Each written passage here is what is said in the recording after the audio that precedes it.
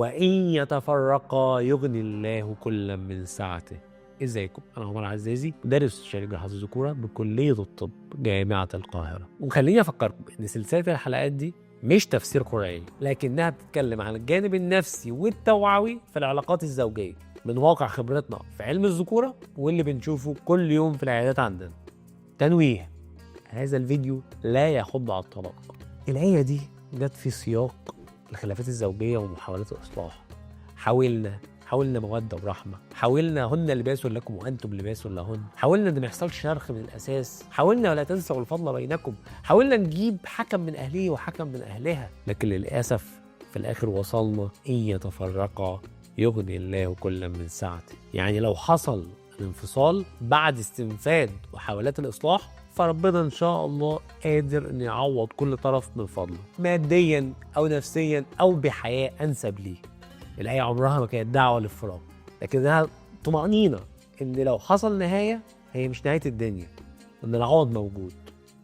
الحلقة دي صعبة، وفعلا الفيديو مش بيحرض على الطلاق، لكن اللي بشوفه بيجنني في العيادة كتير جدا، الراجل سليم وزي الفل والست سليمة وزي الفل، وحاولوا مع بعض كتير ما نفعش لسبب أو آخر.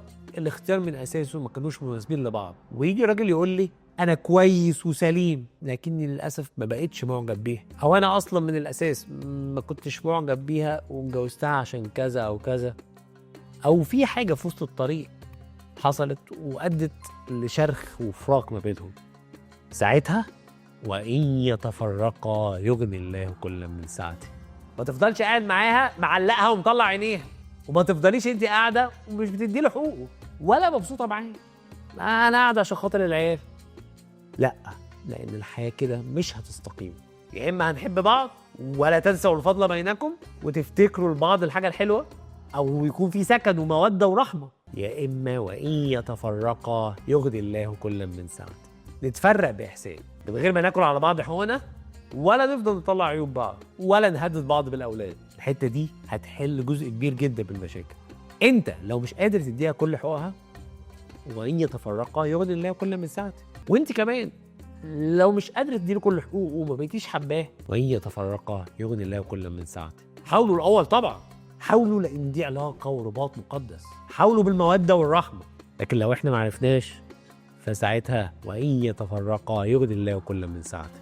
اكيد هتلاقي المناسب ليكي، واكيد هتلاقي المناسب ليك. اكيد ده افضل كتير من انكم تكونوا عايشين ومش عايشين، متفرقين بس قاعدين في بيت واحد، وحياه كلها غم ونكد، ونيجي نقول في الاخر انا عندي مشكله، او انا عندي برود، او انا عندي ضعف.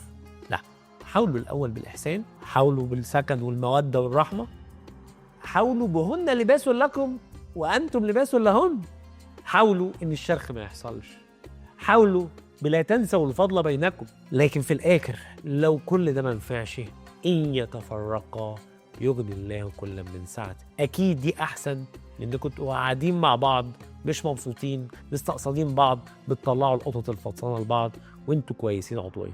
كل سنه وانتوا طيبين.